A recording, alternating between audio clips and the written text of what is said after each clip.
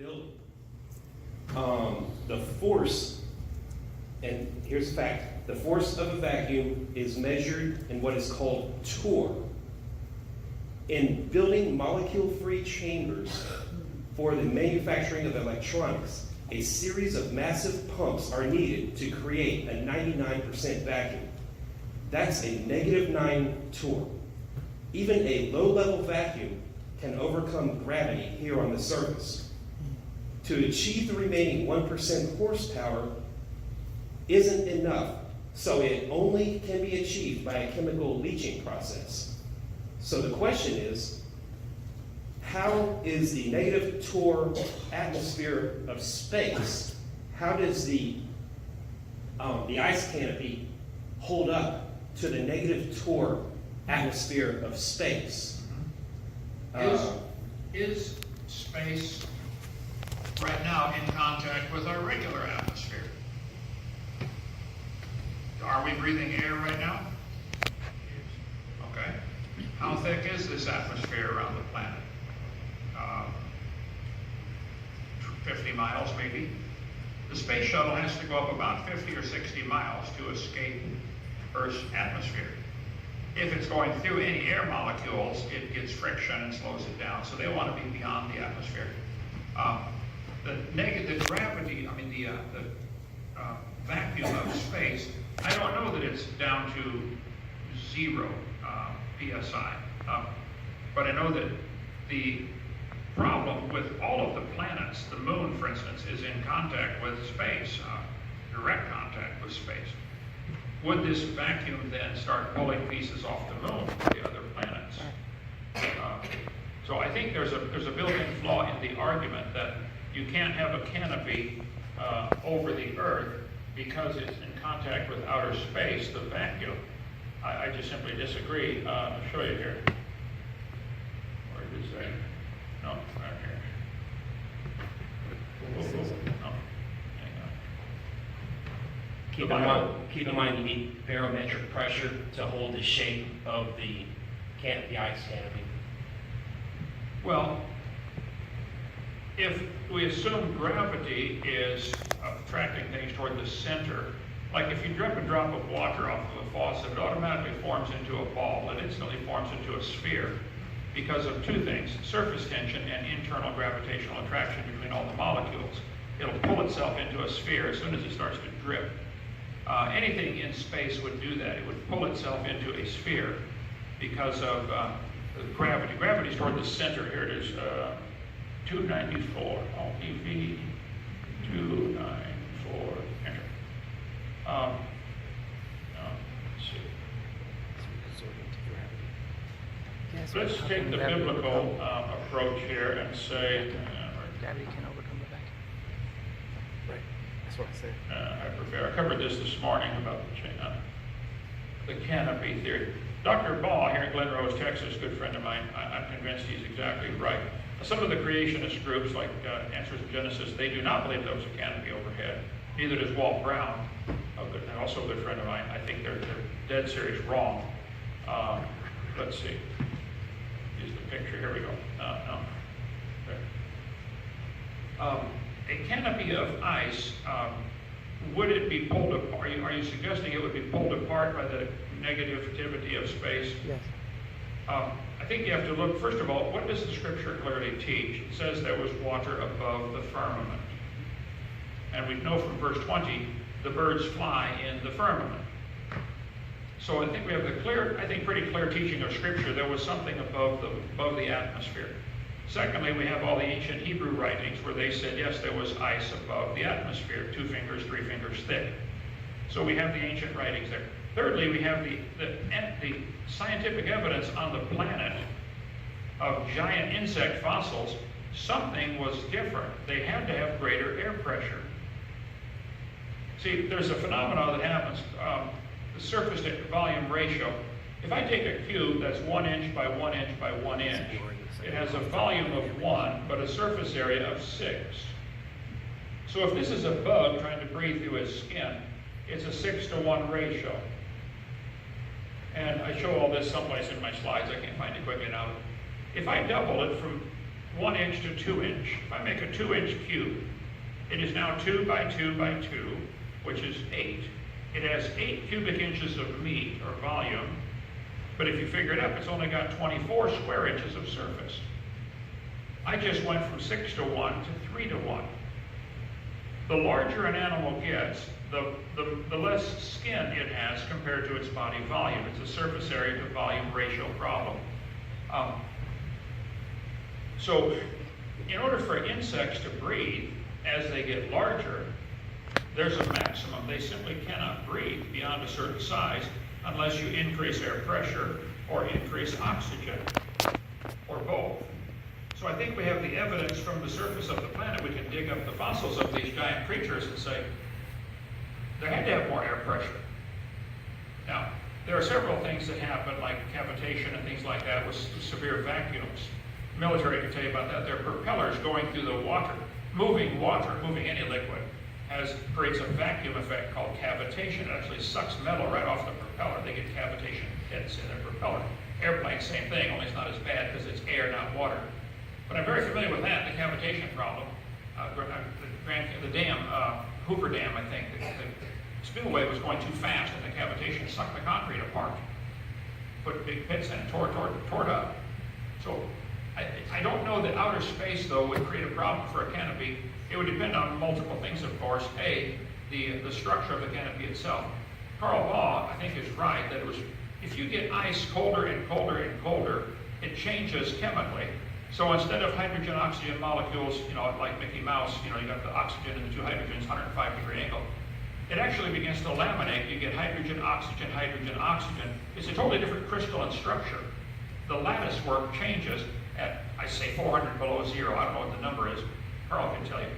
But at real low temperatures, the crystalline structure of the ice changes to be laminated like metal, like laminated. So you get layers of hydrogen, layers of oxygen, layers of hydrogen. And at super cold ice takes on a totally different characteristics. It becomes magnetic. It also becomes malleable. You can take it and smash it with a hammer and it'll flatten out. It behaves like lead, where you can beat it flat. It won't break. Instead, it behaves like this is ice. So I'm picking a number, 400 Fahrenheit below zero, maybe some other number than that. But at super low temperatures, ice becomes magnetic and it becomes malleable. So if it was 400 below zero ice and the structure is completely changed, where it's oxygen, hydrogen, a layer of hydrogen molecules, and then oxygen, hydrogen, oxygen, it's laminated. It now becomes much tougher to pull anything off of it because you have the bonding between the hydrogen and oxygen. They're sharing the covalent bonding and ionic bonding, different types of bonding in atoms. But I don't think you could pull it off. Certain chemicals, certain elements are extremely difficult to pull apart. Some are nearly impossible. The hydrogen bomb proved that, If you can separate these things, it's going to produce a whole lot of power.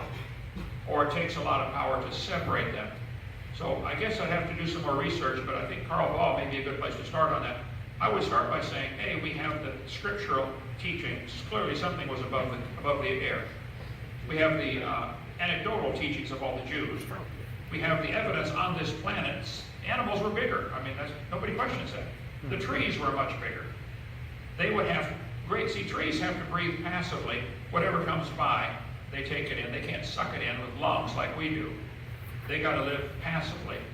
So trees that are found 300 feet tall near the North Pole indicate something was different on this planet. And that would take, I think, more air pressure, either richer CO2 or greater air pressure, or again, both together. Then I would say, I'd have to have it proven to me that the vacuum of space would be enough to pull apart ice at low temperatures.